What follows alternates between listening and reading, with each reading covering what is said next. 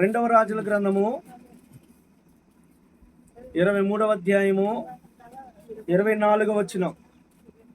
మరియు కర్ణ పిచాచి గలవారిని, సోద చెప్పు వారిని, గృహ దేవతలను, విగ్రహములను, యోధా దేశమందును యెరూషలేమునందును కనబడిన విగ్రహములన్నిటిని యోసియా తీసివేసి యెహోవా మందిరమందు యాజకుడైన హిల్కీయాకు దొరికిన గ్రంథమందు రాసి ఉన్న ధర్మశాస్త్ర విధులను స్థిరపరచుటకై ప్రయత్నము చేసెను. అతనికి పూర్వమున్న రాజులలో అతని వలె పూర్ణ హృదయముతోను, పూర్ణ ఆత్మతోను, పూర్ణ బలముతోను యెహోవా వైపు తిరిగి మోసే నియమించిన ధర్మశాస్త్రము చెప్పిన చేసిన వాడు ఒకడును లేడు. అతని తర్వాతనైనను అతని వంటి వాడు ఒకడును లేడు. ప్రభుకు స్తోత్రం చెప్పండి, గట్టిగా చెప్పండి. హల్లెలూయా. దేవుని బిడ్డలారా, ఈరోజు అద్భుతమైన దేవుని మాటలు మనం వినబోతూ ఉన్నాం. ఏమండి, చాలాసార్లు చాలా సందర్భాల్లో అనేకమైన వర్తమానాలు మనం వింటూ ఉన్నాం. ఏమండి, ప్రతి ఆదివారం దేవుని వాక్యాన్ని మనం వింటున్నాం. ప్రతి శుక్రవారం ఉపవాస ప్రార్థనలు వింటున్నాం. ప్రతి అకేషన్లో బర్త్డేలు కానివ్వండి, పెళ్లి రోజులు కానివ్వండి, ఏమండి ఇంకా రకరకాలైన కార్యక్రమాల్లో, ఫంక్షన్లో దేవుని వాక్యాన్ని మనం వింటున్నాం. టీవీల్లో దేవుని మాటలు మనం వింటున్నాం.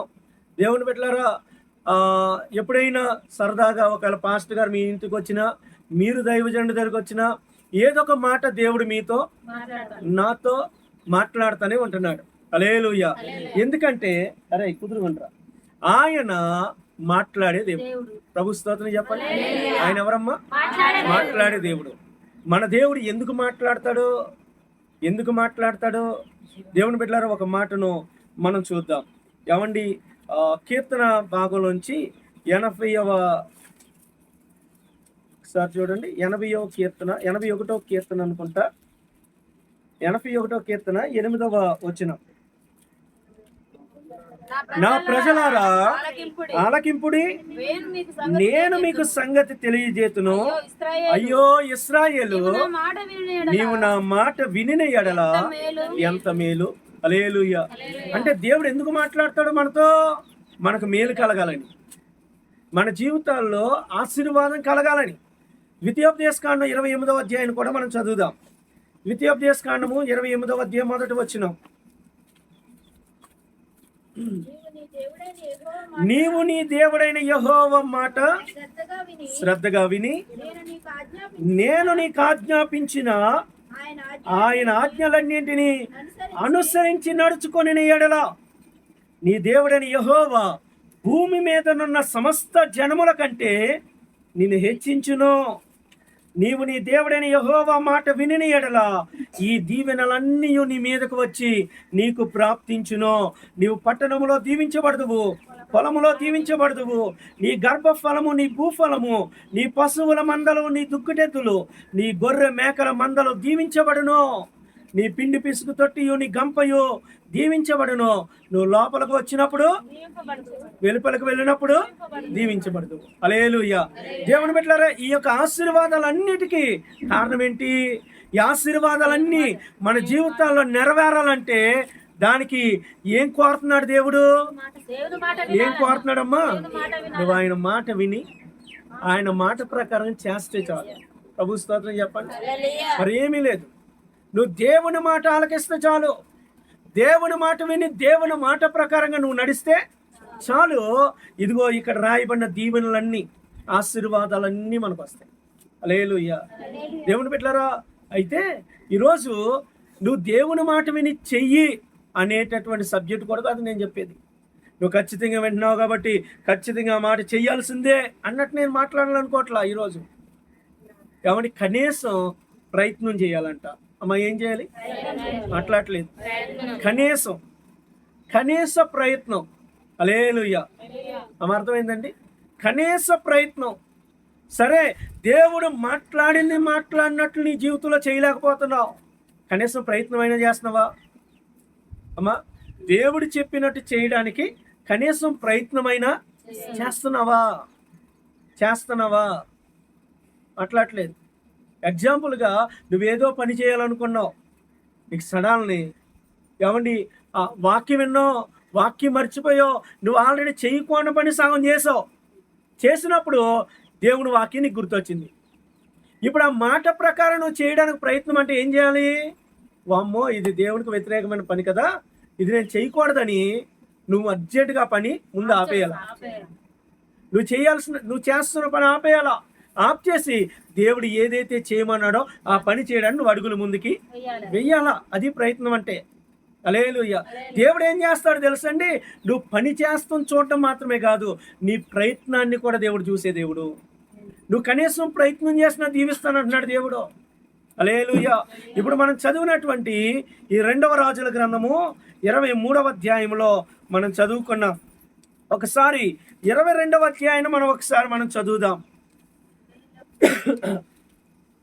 22వ అధ్యాయం 2వ రాజుల గ్రంథము 22వ అధ్యాయంలో 10వ వచనాన్ని మనం చదువుదాం. యాజకుడైన హిల్కీయా నాకు ఒక గ్రంథం అప్పగించిన రాజుతో చెప్పి ఆ గ్రంథమును రాజు సముఖమునందు చదివాను. రాజు ఆ ధర్మశాస్త్రము గల ఆ గ్రంథపు మాటలు వినినప్పుడు తన బట్టలు చింపుకొనెను. హల్లెలూయా. దేవుని బిడ్డలారా, 13వ వచనాన్ని చదువుదాం. మీరు పోయి దొరికిన ఈ గ్రంథపు మాటలను గురించి నా విషయంలోను, జనుల విషయంలోను, యోధా వారందరి విషయంలోను యెహోవా యందు విచారణ చేయండి. మన పితరులు తమ విషయంలో రాయబడి ఉన్న దానంతటి ప్రకారము చేయక ఈ గ్రంథపు మాటలను వినని వారైరు గనుక యెహోవా కోపాగ్ని మన మీద ఎంత అధికముగా మండుచున్నది. హల్లెలూయా. గట్టిగా దేవునికి స్తోత్రం చెప్తాం. దేవుని బిడ్డలారా, ఇక్కడ ఒక రాజుగారు ఉన్నారు, ఆయన పేరు యోసియా. అమ్మా, స్టోరీ చెప్తున్న జాగ్రత్తగానండి. రాజు పేరు ఏం పేరు? యోసియా అనే ఒక రాజు ఉన్నాడు. ఆ రాజుగారు దేవుని యొక్క వాగ్దాన ప్రకారంగా పుట్టిన రాజు ఈయన. ఈ రాజుగారు పుట్టడానికి ముందే 200 సంవత్సరాలకు మునిపే దేవుడు ఈ రాజు పుడతాడని, ఈ రాజు చేసే ప్రతి పని ఈ 22వ అధ్యాయము, 23వ అధ్యాయము, 24వ అధ్యాయం మీరు చదవండి. ఈ రాజు చేసిన ప్రతి పని కూడా దేవుడు ముందుగా ప్రవచించాడు. ముందుగా దేవుడు వాగ్దానం చేశాడు. ఎక్కడ వాగ్దానం చేశాడు చూడండి. 1 రాజుల గ్రంథము 13వ అధ్యాయంలో మనం చదువుదాం. 1 రాజుల గ్రంథము 13వ అధ్యాయంలో మనం చదువుదాం ఈ మాటను.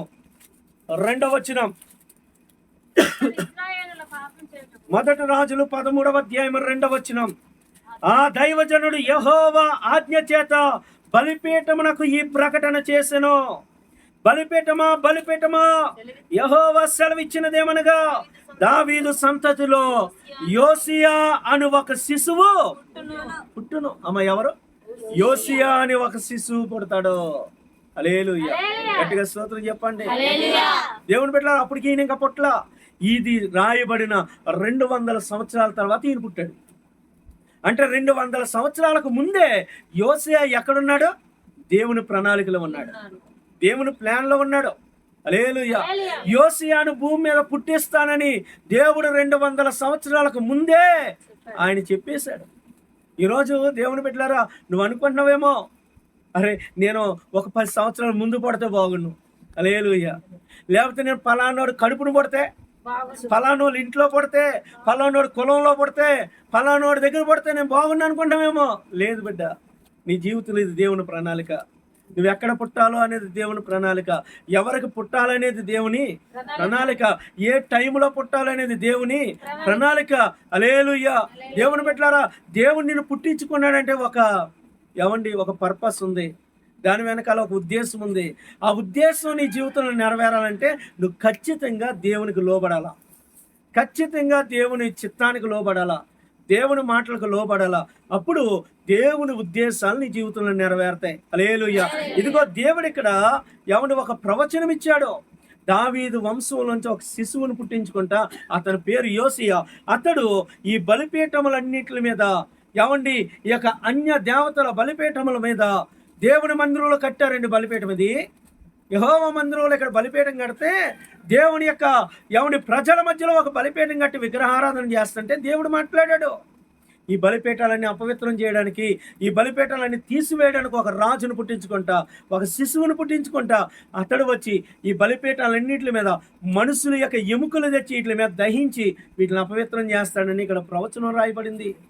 ఆ ప్రవచనం ప్రకారంగా సుమారు 200 సంవత్సరాల తర్వాత ఈ రాజును దేవుడు పుట్టించుకున్నాడు. హల్లెలూయా. పుట్టించుకున్న తర్వాత ఈ రాజుగారు దేవుని బిడ్డలారా దేవుని ఎదుట ఎవండి ఆ రాజ్యాన్ని పరిపాలన చేస్తూ ఉన్నాడు. ఈ రాజుకి తెలియదు అసలు తన జీవితంలో ఒక ప్రవచనం ఉందని ఈ రాజుకి తెలియదు. అమ్మ వినండి, తన జీవితంలో దేవుని ఉద్దేశం ఉందని రాజుకి తెలియదు. ఈ యొక్క 22వ అధ్యాయంలో దేవుని బిడ్డలారా ఎవండి ఇవన్నీ మనం చదువుతూ ఉంటే అప్పటి వరకు దేవుని యొక్క మందిరంలో భయంకరమైన విగ్రహాలు ఉన్నాయి. ఈ రాజుకి ఏం తెలియక ఓకే దేవుని మందిరం అంటే ఎలా ఉంటుందా, దేవుని మందిరంలో ఇవన్నీ ఉంటాయి అనుకున్నాడు పాపం. ఎందుకంటే వీళ్ళ తాత ముత్తాతలో యెహోవా మందిరంలో సొలొమోను కట్టించిన మందిరంలో అన్య దేవతలకు విగ్రహాలు కట్టించారు. మా వింటున్నారా? ఎక్కడ ఎక్కడ?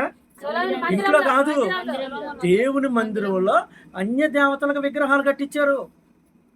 అన్య దేవతలకు విగ్రహాలు కట్టించి దాని మీద పిల్లలను బలిచ్చేవారు. ఏమండి వాటి మీద భయంకరమైన నైవేద్యాలు అర్పించి అన్య దేవతలను దేవుని మందిరంలో పూజించారు. ఇవన్నీ ఈ రాజుగారికి తెలియదు. దేవుని ధర్మశాస్త్ర గ్రంథం కూడా ఆ రాజు దగ్గర లేదు. ఆ రాజుల్లో ఆ మందిరాన్ని ఈ రాజు ఏమండి ఈయన రాజుగా పట్టాభిషేకం అయినాక అరే దేవుని మందిరాన్ని బాగు చేయించాలని కూలోళ్ళని బట్టి దేవుని మందిరాన్ని బాగు చేస్తున్నాడు.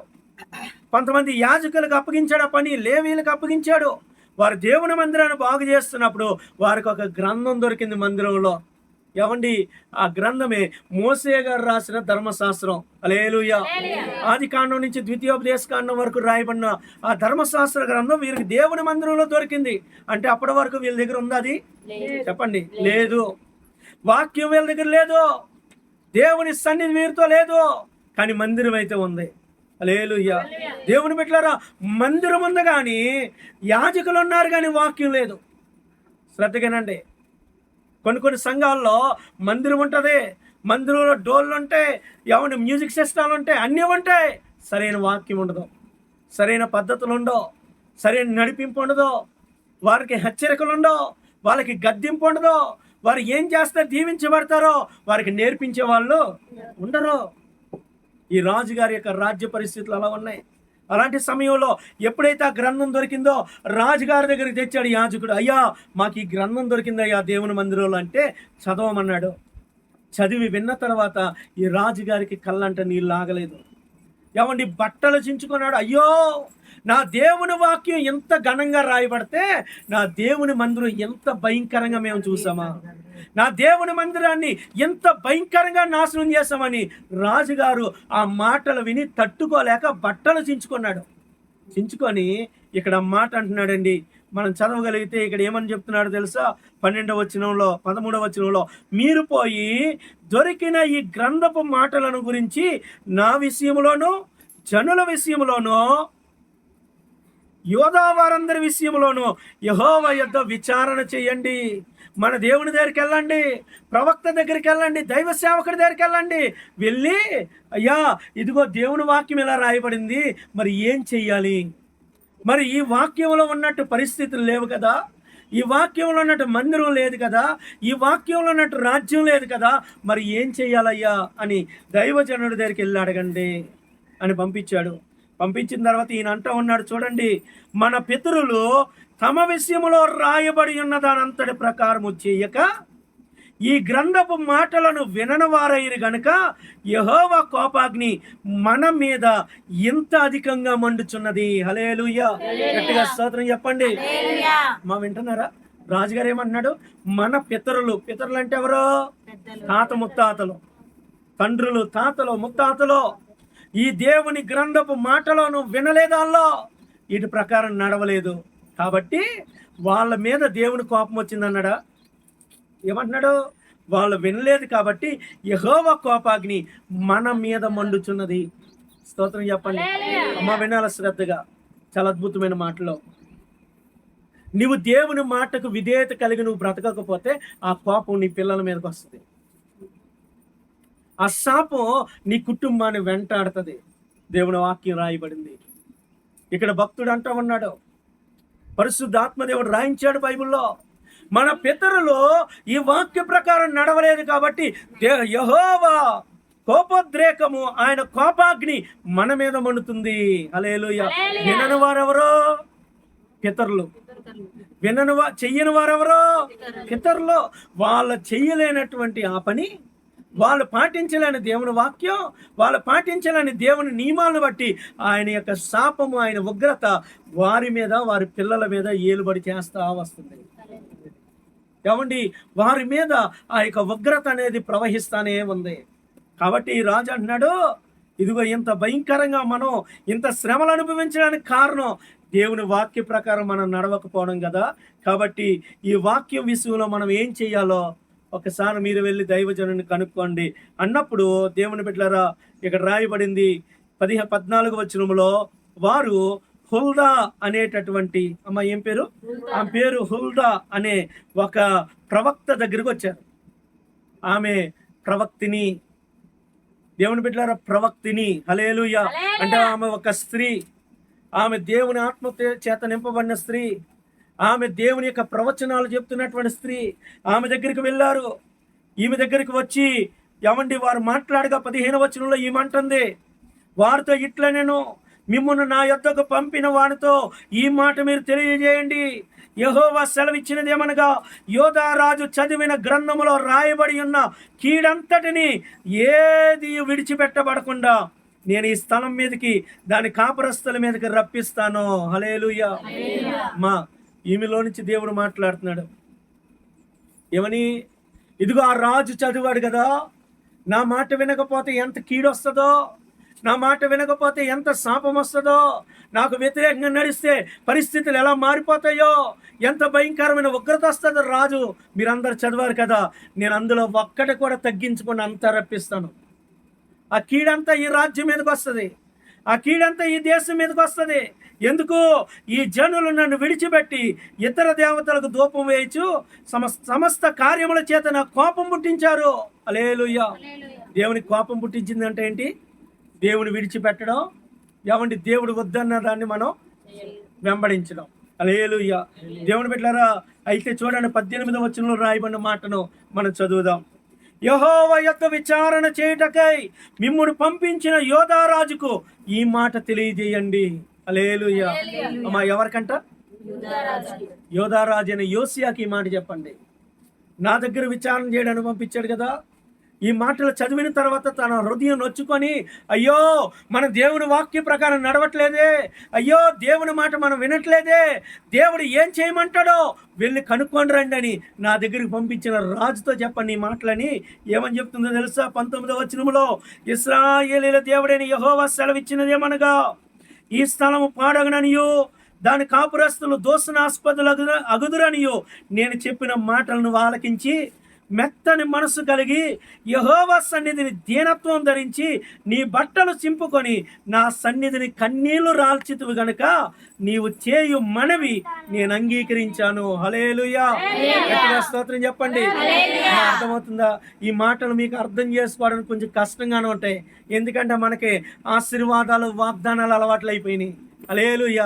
నేటి సమాజానికి, నేటి క్రైస్తవ సంఘానికి ఎంతసేపు చూసినా, అమ్మా నీ పిల్లలు దీవించబడతారు, నీ కుటుంబం, నీ ఉద్యోగం అది దీవించబడుతుంది, ఇది దీవించబడుతుంది అనే మాటలు అర్థమవుతున్నాయి. కానీ ఇలాంటి హిస్టరీలు అర్థం కావట్లేదు, ఇలాంటి చరిత్రలు అర్థం కావట్లేదు. హల్లెలూయా. దేవుని బిడ్డలారా, ఈ రాజుగారు దైవ సేవకుడి దగ్గరికి ఎప్పుడైతే పంపించాడో ఆ దైవజనరాలు చెప్తుంది, ఇదిగో నా దగ్గరకు పంపించిన రాజుగారికి చెప్పండి నా మాటగా, దేవుడు మాట్లాడుతున్న మాటగా చెప్పండి. రాజా, నీవు ఈ మాటలు చదవగానే ఏం చేసావు? ఈ మాటలను ఆలకించి మెత్తని మనస్సు కలిగి నీ వస్త్రాలు చించుకున్నావు, దీనత్వం ధరించి మోకాళ్ళ మీద పడ్డావు. అయ్యో, నా దేవుని దృష్టికి నేను ఇంత ఘోరమైన పాపం చేశామా? నా తండ్రులు ఎంత ఘోరంగా నడిచారా? నా పిల్లలు ఎంత ఘోరంగా నడిచారా? నేను దేవుని మాట వినకుండా ఇంత భయంకరంగా నేను జీవిస్తున్నానా అని మెత్తని మనసు మోకాళ్ళ మీద పడి కన్నీళ్లు గార్చి ప్రార్థన చేస్తావు కదా రాజా. అయితే నేను నీ ప్రార్థన ఆలకించాను. 20వ వచనంలో, నేను నిన్ను నీ పితరుల యొద్దకు చేర్చుదును, నీవు నెమ్మది గలగానే వాడవై సమాధికి చేర్చబడుదువు. హల్లెలూయా. నేను రప్పిస్తానని చెప్పిన కీడులో ఏ కీడు నీ కాలంలో నేను రాను అన్నాడు. హల్లెలూయా. అమ్మా వింటున్నారా? నేను కీడు రప్పిస్తాను కానీ అది నీ కాలంలో రాకుండా నేను అడ్డుకుంటా. నీకు సమాధానం ఇస్తా, నీ పిల్లలకు నెమ్మదినిస్తా, నీ కుటుంబానికి సంతోషాన్ని ఇస్తా అని దేవుడు రాజుకు వాగ్దానం చేస్తున్నాడు. కారణం ఏంటండి అమ్మా? కారణం ఏంటి? రాజుగారు అందులో మనం మాటలు ఏదైనా ఒక్కడైనా చేశాడా? చెప్పండి అమ్మా, చేశాడా? మాట్లాడలేదు. దేవుని వాక్యంలో ఉన్న ఒక్క పనైనా రాజు చేశాడా? చేయలేదు. కానీ ఆ వాక్యం వింటూ ఉన్నప్పుడు రాజుగారు ఆ మాటలకి గుండె పగిలిపోయింది. అయ్యో, ఎంత అర్థవంతమైన వాక్యం, ఎంత చక్కని మాటలు ఎంతకాలం నాకు దూరం అయిపోయినాయే, ఎంతకాలం ఈ మాట ప్రకారం నేను నడవలేకపోయానే, నేను నా రాజ్యము దేవునికి వ్యతిరేకంగా నడిచామని రాజు మోకాల మీద పడ్డాడండి. తన పాపాన్ని తెలుసుకొని కన్నీళ్లు గార్చి పశ్చాత్తాపడుతున్నాడు. బిడ్డ, ఈరోజు దేవుణ్ణి ఆశీర్వదించాలంటే నువ్వు చేసిన పాపాన్ని విడిచిపెట్టడం తర్వాత మాట అయితే, దేవుడు నిన్ను గద్దించినప్పుడు మొదట పశ్చాత్తాపడాలా, మోకాళ్ళ మీద పడాలా.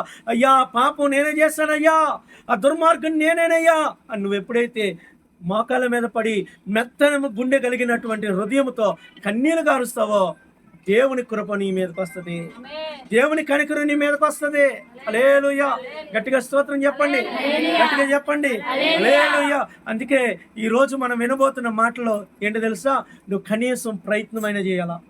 ఏం చేయాలి? మాట్లాడలేదండి. నువ్వు దేవుని మాటలు వినగానే ఆ మాటల ప్రకారంగా నీ హృదయాన్ని నువ్వు కన్విన్స్ చేసుకోవాలా, ఆ మాటలకి అనుకూలంగా నీ మనసును మార్చుకోవాలా. దేవుని వాక్యములో నువ్వు పాటించలేనటువంటి పద్ధతుల గురించి దైవజనుడు మాట్లాడుతున్నప్పుడు, దేవుడు మాట్లాడుతున్నప్పుడు, నువ్వు ఈ రకంగా నడుస్తున్నావు అని దేవుడు నిన్ను హెచ్చరిస్తున్నప్పుడు నువ్వు మోకాళ్ళ మీద పడి కన్నీళ్లు గార్చి ప్రభు పాదాలు పట్టుకోగలగాల. అలాగే ఎప్పుడైతే చేస్తావో అప్పుడు నువ్వు దీవించబడతావు. హల్లెలూయా. ఈ రాజు చేసినటువంటి పని అదేనండి. చూడండి, నిన్న మనం చదువుకున్నటువంటి మాటల్లో 23వ అధ్యాయంలో 24వ వచనంలో ఏం చేస్తున్నాడండి రాజు? ఏమండి, 2వ రాజులు 23వ అధ్యాయము 24వ వచనంలో ఏమండి ఏం చేశాడు ఈ రాజు? లాస్ట్ లో చదువుదాం. యెహోవా మందిరమందు యాజకుడైన హిల్కీయాకు దొరికిన గ్రంథమందు రాసి ఉన్న ధర్మశాస్త్ర విధులను స్థిరపరచుటకై ఏం చేశాడంట? ప్రయత్నం చేశాడంట. ప్రభు స్తోత్రం చెప్పండి. హల్లెలూయా. దేవుని బిడ్డ వింటున్నావా? ఈరోజు వాక్యం వింటున్నావు, దేవుని సన్నిధికి వస్తున్నావు, దైవజనుడి ద్వారా బోధించబడుతున్నావు, హెచ్చరించబడుతున్నావు. మరి అది చేయడానికి ప్రయత్నం చేస్తున్నావా? వినాలా? అది చేయడానికి ప్రయత్నం చేస్తున్నావా? అది చెయ్యడానికి గనక నువ్వు ప్రయత్నం చేస్తే నీ జీవితంలో దేవుని నెమ్మదిస్తాడు, నీ కుటుంబంలో నెమ్మదిస్తాడు. హల్లెలూయా. దేవుని యొక్క కోపాగ్ని నీ మీద మండకుండా దేవుడు అడ్డుపడతాడు. ఏమండి, అంతకుముందే మనం చదువాం, పితరుల కాలం నుంచి దేవుని కోపం వీరి మీదకి వచ్చింది. మరి ఇతని కాలంలో ఆ కోపం నిలిచిందా? ఇతని కాలంలో ఆ దేవుని యొక్క ఉగ్రత ప్రజల మీదకి వస్తుందనే మాట ఇతని కాలంలో జరిగిందా? ఎందుకని? పితరులు వినలేదు, ఇతడు విన్నాడు. పితరులు పాటించలేదు, ఇతడు పాటించాడు. పితరులు నడవలేదు, ఇది నడవడానికి ప్రయత్నం చేస్తున్నాడు. హల్లెలూయా. దేవుని బిడ్డలారా, ఇంతవరకు దేవుని మాట ప్రకారం నువ్వు అసలు నడవలేదేమో. కనీసం ఈ రోజు నుంచైనా నడవడానికి ప్రయత్నం చేయి, ఈ రోజు నుంచైనా వినడానికి ప్రయత్నం చేయి, ఈ రోజు నుంచైనా వాటి ప్రకారం జీవించడానికి ప్రయత్నం చేయి. నీ మీద ఉన్న శాపం కొట్టివేయబడుతుంది, నీ పిల్లల మీద ఉన్న శాపం కొట్టివేయబడుతుంది, నీ కుటుంబం మీద ఉన్న దేవుని ఉగ్రత, దేవుని కోపం తొలగిపోద్ది. హల్లెలూయా. ఏం చేస్తే కనీసం ప్రయత్నం చేస్తే హల్లెలూయా. దేవుని బిడ్డలారా, అబ్దుల్ కలాం గారు ఒక అద్భుతమైన మాట అన్నాడు. ఎవరండి అబ్దుల్ కలాం?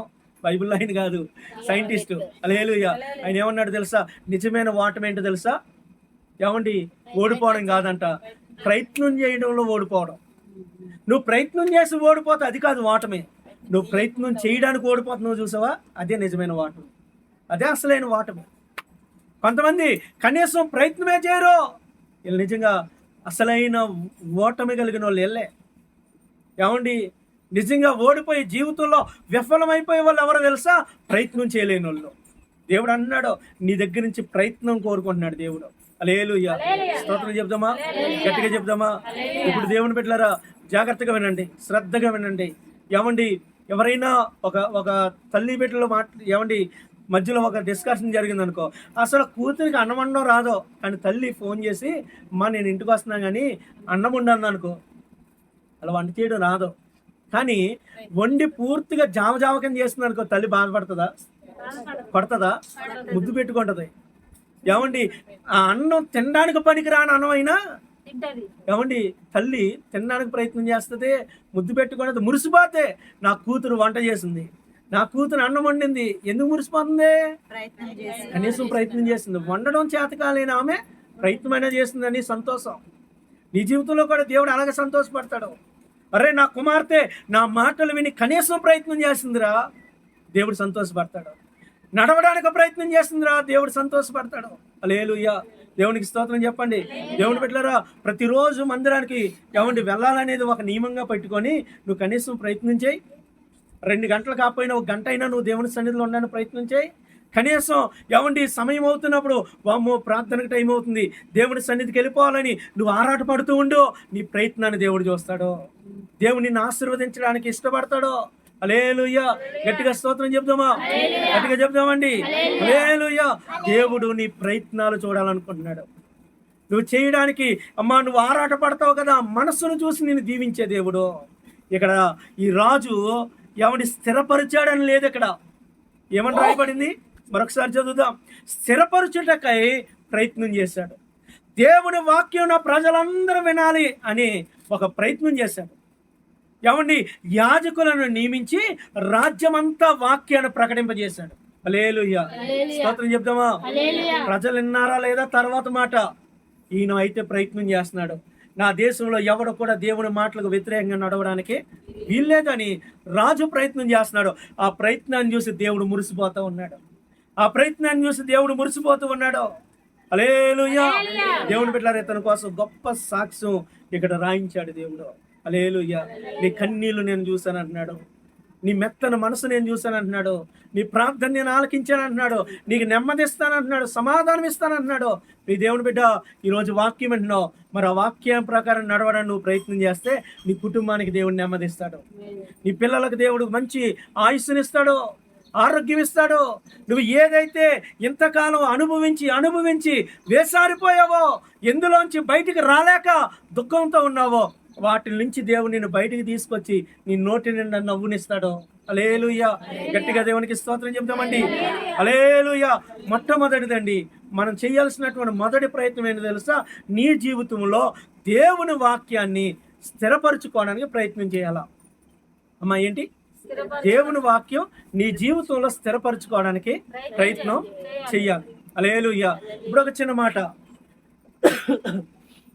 దేవుని వాక్యం నీ జీవితంలో స్థిరపడాలంటే ముందు ఏం జరగాలి? ప్రయత్నం చేయాలి. ఆ ప్రయత్నం చేయాలంటే ముందు నీతో ఏముండాలి? నీకేం తెలియాలి? వాక్యం తెలియాలా. ఇప్పుడు ఈ రాజుకి వాక్యం తెలిసాకే కదా ప్రయత్నం చేయడానికి ఏమండి అడుగులు ముందుకేసింది. మరి నీకు వాక్యం ఎప్పుడు తెలుస్తుంది? నీ చేతిలో బైబిల్ ఉంది, ప్రతిరోజు చదవాలా. ఏమండి నీకు ఒక దైవజనుడు ఉన్నాడు, నీకు ఏదన్నా సందేహం వస్తే నువ్వు ఫోన్ చేసి అడగాల, నువ్వు ఇంటికి వచ్చి తెలుసుకోవాలా. అయ్యా నాకు ఈ వాక్యం అర్థం కావట్లేదు, నాకు చెప్పండి అని నువ్వు అడగాల. విన్న వాక్యాన్ని, నేర్చుకున్న వాక్యాన్ని నువ్వు కనీసం అట్లా చేయడానికి నువ్వు అడుగులు ముందుకెయ్యాలా. నువ్వు ఎప్పుడైతే అలా చేస్తావో దేవుడు నిన్ను అత్యధికంగా ఆశీర్వదిస్తాడు. ఆ ప్రయత్నాలన్నింటిలో దేవుడు నిన్ను దీవిస్తాడు. హల్లెలూయా. రెండవది కూడా మనం చూద్దాం. ఇర్మియా గ్రంథం 5వ అధ్యాయం మొదటి వచనం. ఇర్మియా గ్రంథం 5వ అధ్యాయము మొదటి వచనాన్ని కూడా మనం చదువుదాం.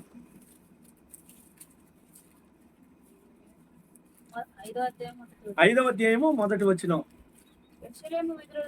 యెరూషలేము వీధులలో అటు ఇటు పరిగెత్తుచు చూసి తెలుసుకోనండి, దాని రాజవీధులలో విచారణ చెయ్యండి, న్యాయము జరిగించుచు నమ్మకంగా ఉండ యత్నించుచున్న ఒకడు మీకు కనబడిన ఎడల నేను దానికి క్షమించుదును. హల్లెలూయా. గట్టిగా స్తోత్రం చెప్పండి. మా దేవుడు ఏమని చెప్తున్నాడు తెలుసా? యెరూషలేము వీధుల్లో ఆ చివరి నుంచి ఈ చివరి దాకా పరుగులెత్తండి. దాని రాజవీధిలో నడిచి తెలుసుకోనండి. ఇదిగో నా ప్రజల్లో ఒకడైనా నమ్మకంగా ఉండడానికి ప్రయత్నించేవాడు ఒక్కడున్నా నేను క్షమిస్తానన్నాడు. స్తోత్రం చెప్పండి, గట్టిగా చెప్పండి. అమ్మ విన్నారా? నమ్మకస్తుడు ఒకడు కనబడిన అంటాలే దేవుడు. ఏమంటున్నాడు? నమ్మకంగా ఉండడానికి ప్రయత్నించేవాడు ఒకడున్నా చాలంట. స్తోత్రం చెప్తామా? గట్టిగా చెప్పండి. అమ్మ విన్నారా? ఈరోజు దేవుని బిడ్డలారా, నువ్వు కనీసం ప్రయత్నం చేస్తే దేవుడు ఇదిగో నిన్ను క్షమిస్తానంటున్నాడు. దేవునికి నమ్మకంగా జీవించడానికి ప్రయత్నం చేయి. దేవుని వాక్యాన్ని నీ జీవితంలో స్థిరపరచుకోవడానికి ప్రయత్నం చేస్తే నీకు సమాధానం కలిగిస్తానంటున్నాడు. దేవుని దృష్టిలో నమ్మకంగా, దేవునికి నమ్మకంగా నడవడానికి ప్రయత్నం చేస్తే దేవుడు నిన్ను క్షమిస్తానంటున్నాడు. నీ మీదకి వచ్చే కీడును తప్పిస్తానంటున్నాడు. దేవుడు నిన్ను ఆశీర్వదిస్తానంటున్నాడు. ప్రభుకు స్తోత్రం చెప్పండి. హల్లెలూయా. దేవుడు కోరుకుంటుంది ఏంటో తెలుసా? కనీస ప్రయత్నం. మరొక మాటను కూడా చదువుదాం. హెబ్రీయులకు రాసిన పత్రిక 12వ అధ్యాయం 14వ వచనంలో అక్కడ మరొక మాట రాయబడి ఉంటుంది. హెబ్రీయులకు రాసిన పత్రిక 12వ అధ్యాయము 14వ వచనం, అందరితోనూ సమాధానమును పరిశుద్ధతయు కలిగి ఉండుటకు ప్రయత్నించండి. హల్లెలూయా. అమ్మ ఏం చేయాలంట? అట్లాట్లేదు. దేనికి ప్రయత్నించాలంట? 3 మాటలు విన్నాం ఇప్పటికి. మొదటి మాట, దేనికి ప్రయత్నం చేయాలి? దేవుని వాక్య ప్రకారంగా నడవడానికి ప్రయత్నం చేయాలి. రెండవది, నమ్మకంగా జీవించడానికి ప్రయత్నం చేయాలా. ఈరోజు నువ్వు కుటుంబంలో ఒక భార్యగా నువ్వు నమ్మకంగా ఉండాలి భర్తకి. ఒక భర్తగా నీ భార్య పట్ల నువ్వు నమ్మకంగా ఉండాలా. పిల్లలు తల్లిదండ్రుల పట్ల నమ్మకంగా ఉండాలా. హల్లెలూయా. అంటే అర్థం ఏంటి? మా అమ్మ నాన్న నన్ను చూడట్లేదులే, నేను ఏం చేసినా సాగిద్దిలే అనుకోకూడదు. హల్లెలూయా. నా భర్తకు తెలుసా నేను ఏం చేస్తున్నానా అన్ను ఉండకూడదు. ఏమండి, భర్త కూడా నా భార్యకి తెలుసా అన్నట్లుగా ఉండకూడదు. బైబిల్ గ్రంథంలో ఒక అద్భుతమైన మాట ఇదే హెబ్రీయులకు రాసిన పత్రికలో చూడండి. 3వ అధ్యాయంలో రాయబడిన ఒక మాటను చదువుదాం. 3వ అధ్యాయము 2వ వచనం, దేవుని ఇల్లంతటిలో మోసే నమ్మకమైన వాడంట. స్తోత్రం చెప్పండి. హల్లెలూయా. మోసే ఎక్కడ నమ్మకమైనవాడు? దేవుని ఇంటిలో నమ్మకమైన వాడు. కొంతమంది మా శ్రద్ధగా ఉండాల. ఇంట్లో ఒక్కొక్కసారి భార్య డబ్బులు తీస్తూ ఉంటే భర్తకి కళ్ళు ఏమండి గింగరాలు తిరిగినట్టు తిరుగుతూ ఉంటాయి. ఎందుకు? ఏమండి డబ్బులు లేవంటనే ఉంటుంది. ఓ చీర కింద నుంచి ఒక 500 తెస్తుంది. ఒక చెంబు ఎత్తగానే అందులో ఒక 500 వస్తాయి. హల్లెలూయా. స్తోత్రం చెప్పండి. ఏమండి చీపురు తీయగానే దాంట్లోంచి 500 వస్తాయి. హల్లెలూయా. ఊరు నేను యాడ్ నుంచి వస్తున్నారా డబ్బులు అర్థం కాదు. హల్లెలూయా. మాట్లాడలేదు. హల్లెలూయా.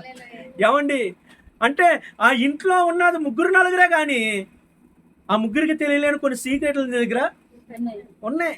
కానీ దేవుడు అంటున్నాడు, మోసే నా ఇంట్లో నమ్మకమైనోడు, అతనికి తెలియలేదంటే ఏది? సమస్తం తెలుసు నా ఇంటి మీద. నా మనసు మోసేకి తెలుసు, నా ఆలోచనలు తెలుసు, నా విధి విధానాలు తెలుసు అనేసి దేవుడు మోసే కోసం సాక్ష్యం చెప్తున్నాడు. ఈరోజు దేవుని బిడ్డలారా, నీ జీవితంలో జరిగిన ప్రతి చిన్న ఇన్సిడెంట్ నీ ఇంట్లో నీ భర్తకి తెలియాలా, నీ భార్యకి తెలియాలా, నీ కుటుంబంలో నీ పిల్లలు తెలుసుకుని ఎవరిని నమ్మకమైన వారిగా నీ జీవితంలో నువ్వు ఎదగాల. అలాగే నువ్వు దేవుని పట్ల నమ్మకంగా నువ్వు జీవించాల. హల్లెలూయా. దాపరికం ఉండకూడదు దేవుని సన్నిధిలో. అమ్మ వింటున్నారా? దాపరికం ఉండకూడదు. దాగుడు మూతల ఆటలు నువ్వు దేవుడికి ఆడలేవు. దేవుడి కళ్ళు కప్పి ఏమైనా చేయగలవా? అట్లాట్లేదండి. కొంతమంది ప్రార్థనలు చేస్తారు, ఎంత విచిత్రంగా చేస్తారో తెలుసా? చెయ్యాల్సిన పాపాలన్నీ చేసి దేవుడి దగ్గరికి వచ్చి అంటారు, అయ్యా తెలుసో తెలియకో. అమ్మ ఏంటి? తెలుసో తెలియక చేశానయ్యా అంటే నువ్వు తెలిసి చేసావు తెలియజేసావా? అంత తెలిసే చేసావు. మరి దేవుడి దగ్గరికి వచ్చినాడికి ఎలా ఒప్పుకుంటున్నావు? అందులో యథార్థత ఉందా? లేదండి. అంటే నీ జీవితంలో నువ్వు చేసినటువంటి పనిని దేవుడి దగ్గర నువ్వు అంత ధైర్యంగా ఒప్పుకోలేకపోతే ఎట్లా? ఆయన ఒక సీసీ కెమెరా పడేసాడు పైన. హల్లెలూయా. భూమిని ఆకాశాన్ని మీద సాక్షులుగా పెట్టానన్నాడు. ఏమండి నువ్వు ఎక్కడికి పోయినా భూమి ఆకాశాలను దాటిపోగలవా? ఆయన సాక్ష్యం అడుగుతాడు. ఇదిగో నా బిడ్డ అబద్ధం ఆడుతుంది నాతో, నువ్వు వచ్చి చెప్పు అంటాడు. భూమికి నోరిస్తాడు దేవుడు. ఒకరోజు గాడిదకి నోరిచ్చాడు. ఇచ్చాడు లేదా? మాట్లాడలేదు. ఇచ్చాడు. హల్లెలూయా. రేపొద్దున భూమికి నోరిస్తాడు దేవుడు. నీ మీద సాక్ష్యం చెప్పిద్ది. అప్పుడు ఎక్కడ దాక్కుంటా పోయి? అందుకే దేవుని సన్నిధిలో నమ్మకంగా ఉండు. ఏమండి దేవుడి దగ్గర నువ్వు ఏం దాయలేవు. దేవుని మందిరానికి వచ్చినప్పుడు ఏం తెలియదులే అన్నట్లుగా దేవుని బిడ్డలారా లోన్ ఒకటి పెట్టుకొని బయటకు ఒక రకంగా నువ్వు ఉండడానికి వీలు లేదు. దేవుని సన్నిధిలో నువ్వు దేవునికి నమ్మకస్తురాలుగా నువ్వు బ్రతకాలి. దేవుని సన్నిధిలో దేవుని పట్ల యథార్థంగా నువ్వు జీవించాలా. బైబిల్లో అననీయ సఫీరాలు ఉన్నారు, దేవుని మందిరానికి వచ్చారు, దైవజనుడి దగ్గర ఏం చేస్తున్నారు? మాట్లాడలేదండి, అబద్ధం ఆడుతున్నారు. హల్లెలూయా, స్తోత్రం చెప్పండి. ఏమండి, వారు చెప్పకపోతే దేవుడు తెలీదా? మాట్లాడలేదమ్మా. అమ్మా, నువ్వు చెప్పలేనది మాత్రం నీ జీవితం దేవుడు తెలీదా? తెలుసండి, తెలుసు. తన సేవకుడికి నువ్వు చెప్పాల్సిన అవసరం లేదు. నువ్వు దాస్తే కనుక దేవుడు మాట్లాడతాడు సేవకుడితో. హల్లెలూయా. ఈరోజు దేవుడు మాట్లాడుతున్నాడండి. నీ జీవితంలో నమ్మకత్వం అనేది ఉండాలి. మూడో మాట, అందరితో పరిశుద్ధంగా సమాధానంగా ఉండడానికి ప్రయత్నం చేయాలంట. హల్లెలూయా. అమ్మా ఎలాగా? అమ్మా ఎలాగా? నువ్వు దేవుని సన్నిధికి వస్తున్నావు, ఎలా ప్రయత్నం చేయాలమ్మా? సమాధానంగా ఉండడానికి ప్రయత్నం చేయాలా. ఎలాగండి? అది ఎలా సాధ్యమవుద్ది? అందరితో సమాధానంగా ఉండడానికి ప్రయత్నం చేయడం ఎలా సాధ్యమవుద్ది? మాట్లాడలేదు. ఏమని ఇప్పుడు నాకు సిరీసాకు గొడవ అయింది అనుకో, నాకు ఈ వాక్యం గుర్తొచ్చినప్పుడు నేనేం చేయాలి తెలుసా? ప్రయత్నం కోసం చెప్తున్నా. ఏమండి, అయ్యో నా దేవుడు సమాధానంగా ఉండడానికి ప్రయత్నం చేయమన్నాడని నేను పోయి సిరీసా దగ్గరికి వెళ్ళి అమ్మా నన్ను క్షమించమ్మని అడగాల. నాకు పెద్ద వయసు అయినా లేదా నేను తనకన్నా ఒకవేళ ఎవరిని నా ఎందు ఏ తప్పు లేకపోయినా నేను వెళ్ళి అడగాల. అది ప్రయత్నం అంటే. నేనేం తప్పు చేసినా, నేనేం తప్పు చేయాలని ఎందుకు అడగాల అంటే ఇది ప్రయత్నమా? చెప్పండి, ప్రయత్నం అంటే ఇదా? కాదు. ప్రయత్నం అంటే నీ యందు తప్పు లేకపోయినా దేవుడు చెప్పాడు కాబట్టి నువ్వు అడుగులు ముందుకెయ్యాలా. హల్లెలూయా, అది ప్రయత్నం. ఈరోజు క్రైస్తవ సంఘంగా దేవుని వాక్యం ప్రకారం నడవడం ఎంత ఇంపార్టెంటో, దేవుని సన్నిధిలో నమ్మకంగా ఉండడం ఎంత ఇంపార్టెంటో, నువ్వు నీ తోటి వారితో సమాధానంగా ఉండడం కూడా అంతే ఇంపార్టెంట్. నువ్వు తోటి వారితో గొడవలు పెట్టుకొని నువ్వు ప్రభువు దగ్గరకు వచ్చి ప్రార్థన చేస్తే నీ ప్రార్థన కనీసం ఈ రేకులు కూడా దాటిపోదు. స్తోత్రం చెప్పండి, ఈ రేకులు కూడా దాటిపోదు. హల్లెలూయా. ఎందుకు అమ్మా? ఎందుకు? సమాధానం లేదు కాబట్టి. సమాధాన పరుచు వారు ధన్యులు, వారు దేవుని కుమారులు అనబడుదురు అన్నాడు దేవుడు. హల్లెలూయా. నీ తోటి వారితో సమాధానంగా ఉండడానికి ప్రయత్నం చేయి. ఏదైనా గొడవ ఎవరిని పెద్దదవుతుందన్నప్పుడు నీకు ఈ వాక్యం గుర్తు రావాలా. వామ్మో, నా దేవుడు సమాధానంగా ఉండడానికి ప్రయత్నం చేయమన్నాడు, నేను గొడవ పెట్టుకుంటే ఎలాగా అని. ఒకవేళ నీ అంత తప్పు లేకపోయినా నువ్వే అణిగిమణిగి ఉండాలా. నీ నోరు పాడేసుకోకూడదు. నీ నోటి వల్ల గొడవలు అవుతున్నాయి అనుకున్నప్పుడు ప్లాస్టర్ వేసుకో. అవసరమైతే మిషన్ దగ్గర, ఆశ్రమ గారి దగ్గర మిషన్ మీద పెట్టుకుంటే అది ఏంటి ఏంటి చెప్పండి? నోరు, పెదాలు. హల్లెలూయా. ఎందుకు? దేవుడు అన్నాడు, నీ చెయ్యి నిన్ను అభ్యంతరపడితే నరికాయి, నీ కాలు నిన్ను అభ్యంతరపరిస్తే నరికాయి, నీ కన్ను గనక నిన్ను పాపంలో పడేస్తున్నట్లయితే తీసేయి. నువ్వు 2 కళ్ళు కలిగి, 2 చేతులు కలిగి, 2 కాళ్ళు కలిగి నరకంలోకి పోయేదానికన్నా కుంటోడుగానో గుడ్డోడుగానో నిత్య జీవానికి వెళ్ళడం మేలు కదా అన్నాడు. స్తోత్రం చెప్పండి. హల్లెలూయా. అమ్మా, నువ్వు లక్షలు సంపాదించి దేవునికి ఇష్టం లేకుండా చచ్చిపోవడం కన్నా నీ తోటి వారిని సమాధానం కోసం సమస్తం నష్టపోవడం బెటర్ కదా. నీకు దేవుని సన్నిధానానికి చేరడం నీకు ఆశీర్వాదం కదా. దేవుడు అంటున్నాడు, సమాధానం కలిగి ఉండడానికి ప్రయత్నం చెయ్యాలి. హల్లెలూయా. 3 మాటలు చెప్తానన్నాను, 3 మాటలు అయిపోయినాయి. దేవుని బిడ్డలారా, మొదటి మాట, దేవుని సన్నిధికి వస్తున్నావు బిడ్డ, అనేకమైన సార్లు దేవుడు నిన్ను హెచ్చరిస్తున్నాడు. నువ్వు ఎలా ఉండాలో చెప్తున్నాడు, నువ్వేం చేయాలో చెప్తున్నాడు, నువ్వు చేసే తప్పేంటో చెప్తున్నాడు దైవజనుడి ద్వారా, నువ్వు చేసే పాపం ఏంటో చెప్తున్నాడు. నువ్వు దేవుని దగ్గరకు వచ్చినప్పుడు దేవుని వాక్యం నిన్ను గద్దిస్తుంది. హల్లెలూయా. నేను పలానా చర్చికి వెళ్తానక్క, ఎంత బాగుంటుందో తెలుసా చర్చి, నేను సంతోషంగా వెళ్తా, సంతోషంగా ఇంటికి వస్తా, అబ్బా ఎంత బాగుంటుందో, మా అయ్య గారు ఎంత బాగా దీవిస్తాడో. ఎప్పుడు వాగ్దానాలు, ఎప్పుడు దీవెనలు ఉంటాయి నోటి మీద. హల్లెలూయా. ఏమండి, ఈవిడికి ఊళ్ళో మాత్రం ఎంత భయంకరంగా జీవిస్తుందో, ఎంత భయంకరమైన పాపంలో బ్రతుకుతుందో, ఎంత భయంకరమైన గొడవలతో బతికిద్దో. కానీ మందిరానికి వెళ్ళినప్పుడు మందిరంలో ఆమెకి ఏం తగలట్లేదు, వాక్యం ఆమెను ఏం చేస్తుంది? పైన ఈ మట్టి గోడకి బంగారు పూత పూసే సేవకులు అంటే వెళ్ళాం. అమ్మ, గోడ ఏంటి? మట్టిది, మట్టి గోడ. పైన పూత ఏంటి? నిలబడిద్దా? మాట్లాడలేదు. హల్లెలూయా. దేవుని బిడ్డలారా, దేవుని వాక్యం అద్దం లాంటిది. అమ్మ, ఎలాంటిది? చెప్పండి చెప్పండి. దేవుని వాక్యం అద్దం లాంటిది. నువ్వు వాక్యం దగ్గరికి వెళ్ళి నిలబడగానే నీ జీవితం నీకు కనబడాలా. నువ్వు దేవుని మందిరానికి వచ్చినప్పుడు దేవుడు నీ పాపం కోసం అక్కడ మాట్లాడాలా. నీ తప్పుని ఎత్తి చూపిస్తే అది నిజమైన అర్థం. హల్లెలూయా. ఇప్పుడు నీ మొహం నిండా భయంకరంగా ఏమండి ఏదో మచ్చలు ఉన్నాయి, కాటిక మచ్చలు ఉన్నాయి అనుకోండి, నువ్వు అద్దం దగ్గరికి వెళ్ళి నిలబడినప్పుడు నీకు ఆ మచ్చలేం కనబడట్లా. అద్దం మంచిదా చెడ్డదా? అట్లేదు. నీ మచ్చల అద్దంలో కనబడట్లా, కానీ ఎదుటోడికి అన్ని కనబడుతున్నాయి. ఇప్పుడు ఆ అద్దం నీకు మేలు చేస్తుందా, లేకపోతే కనుక ఏమని నేను సరి చేసే అర్థమా, నీకున్న లోపాలు దాచిపెట్టే అర్థం? అది మంచిదా చెడ్డదా? మాట్లాడరేంటమ్మా? కొన్ని నోర్లు బయటికి రావట్లా. అకో హల్లెలూయా. మొహం కడుకోద్దు, స్తోత్రం చెప్పండి, గట్టిగా చెప్పండి. కొన్ని నోర్లు బయటికి రావట్లా. ఎందుకు అమ్మా? ఎందుకు ఏమండి? అది నువ్వేదో కాటికి పెట్టుకున్నావు, కళ్ళు మంటలు వస్తున్నాయని. ఆ కాటికి ఎలా పెట్టుకోగానే ఇక్కడి నుంచి ఎడదాకా వచ్చింది, కానీ నీకు అర్థం కనబల్లా. అట్టే పోతావు ఊరు పోతా. నలుగురు ఏం చేస్తారు? నవ్వుతారు. చూసి చెప్పడం కానీ నవ్వుతారు ముందు. ఏమండి మీ అబ్బాయి వచ్చి ఏదో రాసుకొని వచ్చి నీ మొహానికి రాసింది అనుకోండి, హల్లెలూయా, ఏమవుద్ది? నీ అర్థం నీకు చూపించట్లా. అబ్బాయి ఎంత మంచి అర్థమో మాదని ఇంట్లో పెట్టుకొని పూజ చేస్తావా? అర్జెంట్ని తీసి బయట ఆడేస్తావు. ఏమండి నీ లోపం, నీ ముఖాన్ని నీకు సరిగ్గా చూపించగలను అర్థాన్ని కొనుక్కుంటావు. కానీ మరి దేవుని సన్నిధికి వచ్చినప్పుడు ఎందుకు ఇలాగ ఆలోచించట్లేదు? అబ్బా, నేను మా సంఘానికి వెళ్తే నాలో ఉన్న పాపం గురించి నా దేవుడు నాతో మాట్లాడుతున్నాడు. నేను ఏదైతే వ్యతిరేకంగా ఈ లోకంలో బ్రతుకుతున్నానో అది నా సంఘంలో సరి చేయబడుతుంది. అది నా సంఘంలో నా దైవజనుడు దాని గురించి మాట్లాడి నన్ను సరి చేస్తున్నాడు, బాగు చేస్తున్నాడు అని నువ్వు ఎందుకు ఆలోచించలేకపోతున్నావు? ఎప్పుడైనా మా పాస్టర్ గారు ఏదోటి అంటాడు. ఎందుకంటాడు? నీ జీవితం ఇక్కడికి వచ్చి అద్దంలో అలాగే ఉంది, మరి అట్టే చెప్తాడు. నీ పాస్టర్ గారు నీ ముఖాన్ని అద్దంలో చూపిస్తున్నాడు, అదే బయటికి కానొస్తుంది.